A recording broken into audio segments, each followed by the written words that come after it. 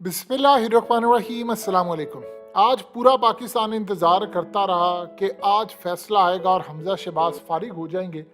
फैसला तो ना आ सका, लेकिन हमज़ा शहबाज के जाने का ऑर्डर तय हो चुका है और वो घर जा रहे हैं। और ये बात खाली सुप्रीम कोर्ट के फैसले से मुंसलिक नहीं है। हमज़ा शहबाज को उनकी लीगल टीम ने कह दिया है कि सर आप घर जाने की तैयारी करें, आप वजीर आला नहीं रहेंगे। अब आपने अगला लाएअमल तय करना है और इस लाएअमल के तहत देखिए हमजा शहबाज के साथ जो कमिटमेंट थी, जो मायदा था, वो ये था कि आपकी जमानत रहेगी और उसके बाद आप इक़्तिदार में वजीर आला रहेंगे। अब जमानतें उनकी मनसूख हो सकती हैं क्योंकि हवाओं का रुख बदल चुका है।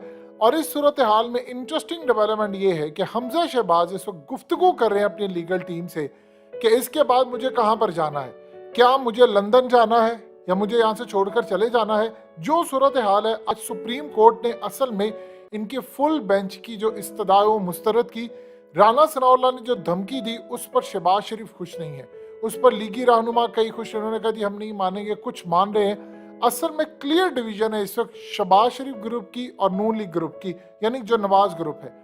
अब जो सूरत हाल इस वक्त पैदा हो रही है, आज सुप्रीम कोर्ट ने क्लियर कर दिया। देखिए ये फैसला आ रहा है, इवन के चौधरी परवेज इलाही ने लिस्टें तैयार करना शुरू कर दी हैं कि उन्होंने अपने ओथ टेकिंग में किसको बुलाना है किसको नहीं बुलाना। मुन्नत सिलाई पूरी तैयारी कर रहे हैं, उनका बिल्कुल आना अब तय है।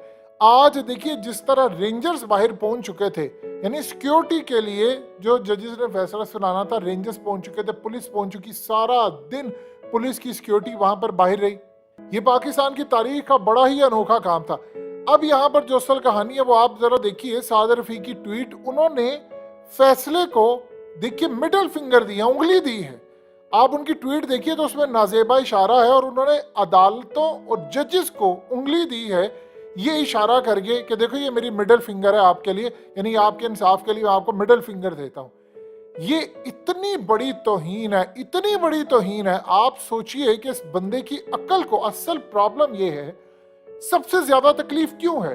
देखिए तकलीफ इसको ये है, लाहौर हाथ से गया है और इसके भाई की सीट भी गई है, इसकी अपनी सीट भी गई है। और इन लोगों ने जिस जगह से पीटीआई जीती है, इसके बाद साद रफीक की पॉलिटिक्स खत्म हो चली है। लाहौर से बाहर तो उसको टिकट नहीं मिली, तो वो लाहौर में अब जीत नहीं सकता। प्रॉब्लम ये है सारी कि अब वो जीत नहीं पाएगा, तो सबसे ज्यादा गुस्सा तो वो है। और अपनी तकरीरों में वो गालियां देता फिर है, आता गालियां दे रहा है। अब यहाँ पर अगला लाएमल क्या इन्होंने तय किया, देखिए पीडीएम ने फैसला किया है कि उन्होंने लड़ना है, उन्होंने हर सूरत लड़ना है, उन्होंने अदालत का ये फैसला नहीं मानना।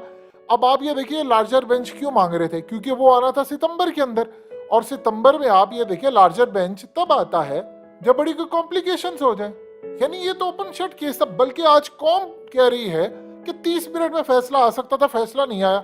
सारा दिन चीफ जस्टिस और जस्टिस इजाजुल हसन बस एक ही बात कहते रहे। आप सोचिए कम से कम 20-25 दफा उन्होंने बात पूछी कि आप हमें वो फिक्रा दिखा दे हमारे रिमार्क्स या हमारे फैसलों में जहां पे हमने ये कहा हो कि पार्टी हेड जो पार्लियामानी लीडर है उसको ओवर रूल कर सकता है, आप दिखा दें।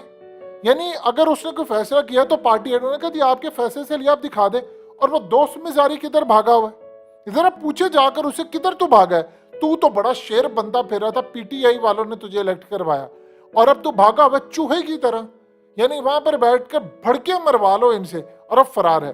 अब इस वक्त हमजा शहबाज लीगल टीम से बातचीत कर रहे हैं और उन्होंने क्लियर बता दिया है कि सर आप उसके बाद आपकी जमानतें भी मनसूख हो जानी है, आप अपने फ्यूचर का सोचें, आपका जाना ठहर गया है, आपको जाना होगा। क्योंकि इस केस के अंदर इतनी ज्यादा कॉम्प्लिकेशंस पैदा कर दी गई हैं, इतनी ज्यादा पैदा कर दी गई हैं कि अब आपका बचना बिल्कुल नामुमकिन हो चला है।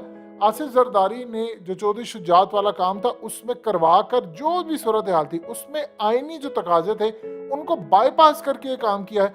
तो हम ये केस नहीं लड़ सकते, ये जीत नहीं सकते। हम जितना मर्जी लड़ ले उसके बाद हमें यहाँ पर शिकस्त का सामना ही करना पड़ेगा। लिहाजा इस सूरत हाल में आज देख लें, इरफान कादिर ने जितने दलाइल दिए उसमें वो कुछ भी नहीं कह सके अदालत को, इतने पाए के वकील है। अटॉर्नी जनरल का ओहदा उन्होंने जिंदगी में क्या कुछ नहीं देखा, लेकिन वो वहां पर कुछ दे नहीं सके। प्रॉब्लम ये है कि आप अपने ही बनाए कानून में फंस गए हैं इस वक्त। अब हमजा शहबाज के लिए मसला ये है कि नून लीग इतनी गंदी हो गई है, शरीफ खानदान में डिवीजन पैदा हो गई है, ये लोग एक दूसरे को गालियां देते फिरे हैं। अब इनको समझ नहीं आ रही कि हमारा अगला लाएअमल क्या होगा, हमें कहाँ जाना है, कैसे चीज़ों को मैनेज करना है। लिहाजा इस सूरत हाल के अंदर अब हमजा शहबाज जाने की तैयारी कर रहे हैं और दूसरी जाने अब ये माल समेटो मूवमेंट इस वक्त हो रही है। देखिए, हमजा शहबाज कोई लड़ाई नहीं करना चाहते, ये चीज समझ लिया। हमजा शहबाज ना तो अपनी हुकूमत बचाने में इंटरेस्टेड है, जो सबसे इंपॉर्टेंट बात है। शहबाज शरीफ इंटरेस्टेड नहीं है हुकूमत बचाने में, ना अपनी ना हमजा की, लेकिन वो इस तसादुम का हिस्सा नहीं बनना चाहते एस्टैब्लिशमेंट के खिलाफ। ये बड़ी अहम बात है। हमजा शहबाज और शहबाज शरीफ चाहते हैं कि हम एस्टैब्लिशमेंट के साथ अपना सॉफ्ट कॉर्नर और सॉफ्ट इमेज बरकरार रखें। नवाज शरीफ और मरियम अगर एग्रेसिव होती है तो ये उनकी पॉलिसी है, इसीलिए नवाज शरीफ का मामला अलग होता है। राना सरावला शहबाज शरीफ ग्रुप से, तो उन्होंने उनको कहा कि तुम्हें जरूरत क्या थी ये बात कहने की कि हम ये नहीं मानेंगे, फलाना नहीं मानेंगे। आप यहाँ से अंदाजा कीजिए कि वो इनको डांट रहे हैं, वो कह रहे हैं भाई तुझे कहने की जरूरत क्या थी, क्योंकि नवाज शरीफ कुछ और चाहते हैं, शहबाज शरीफ चाहते हैं कि मैं निकलूं यहाँ से, बस मुझे जितना गंदा हो गया, मेरा बेटा गंदा हो गया, हम निकले यहाँ से बस। क्योंकि आप देख लें मरियम ने जो प्रेस कॉन्फ्रेंस की है उसके अंदर आपको कहीं भी नजर नहीं आता कोई शहबाज ग्रुप का कोई बंदा हो या कुछ और हो। ये असल में जो सूरत हाल है वो आसिफ जरदारी का भी मामला बिल्कुल अब उलट हो चुका है कि आसिफ अली जरदारी अब इनसे मैनेज नहीं हो पा रहा। उस बंदे ने इनकी पार्टी का बेड़ागर कर दिया है। अब यहाँ पर ये सूरत हाल है कि कल जो फैसला आना है, दलाइल आप जितने मर्जी दे ले, अब इससे आगे नहीं जा सकते।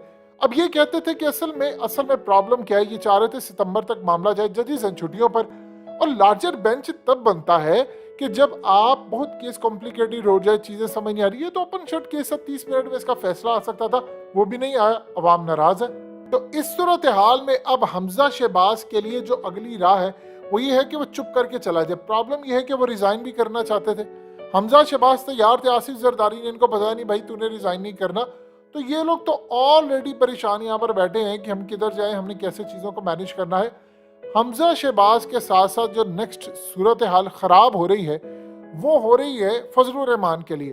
फजलुर रहमान असल में चाह रहे हैं कि मुझसे किया हुआ जो प्रेसिडेंट ऑफ पाकिस्तान का वादा था वो तो पूरा नहीं हुआ, अगर वो पूरा नहीं हुआ तो मैंने फिर इमरान खान का वादा भी पूरा नहीं होने देना और इमरान खान को इक़्तिदार में नहीं आने देना। अब यकीन कीजिए ये इस तरह सूरत हाल पैदा कर रहे हैं, इन्होंने पूरा प्लान करना है कि किसी तरह मार्शल लॉ की तरफ चले जाए, यानी इतनी डीपली जाकर ये पाकिस्तान को नुकसान पहुंचा रहे। देखिए आज अगर हमजा शहबाज के खिलाफ फैसला आ जाता, कल मार्केट्स ओपन होती, आपको पॉजिटिव रिएक्ट मार्केट करती हुई नजर आती, क्योंकि वो बहरान खत्म होता। अब कल लोग कुछ और सोच रहे हैं, पाकिस्तान में डिप्रेशन मायूसी की जो सूरत हाल है उसका आप अंदाजा नहीं लगा सकते। लोग कहते हैं हम करें क्या, मुस्तकबिल क्या है, लोग प्रॉपर्टीज नहीं खरीदे, घर नहीं खरीद रहे, लोग प्लॉट्स नहीं खरीदे, इन्वेस्टमेंट नहीं करे, तो आप बताइए बाहर से किसी ने आकर का खाक करनी है इन्वेस्टमेंट। या तो चौधरी परवेज इराही ने शेरवानी सिलवाने का पूरा फैसला कर लिया, वो तैयार है उठ के लिए, और इधर हमजा शहबाज जाने के लिए तैयार है।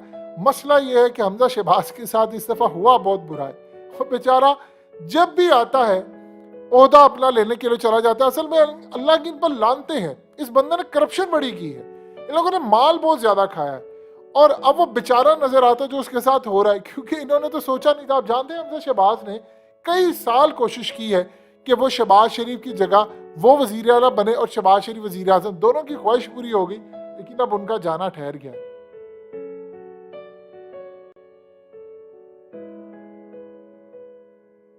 हकीकत टीवी को सब्सक्राइब करना मत भूलें, वीडियो को लाइक करें, शेयर करें और कमेंट सेक्शन में अपनी राय का इजहार जरूर करें।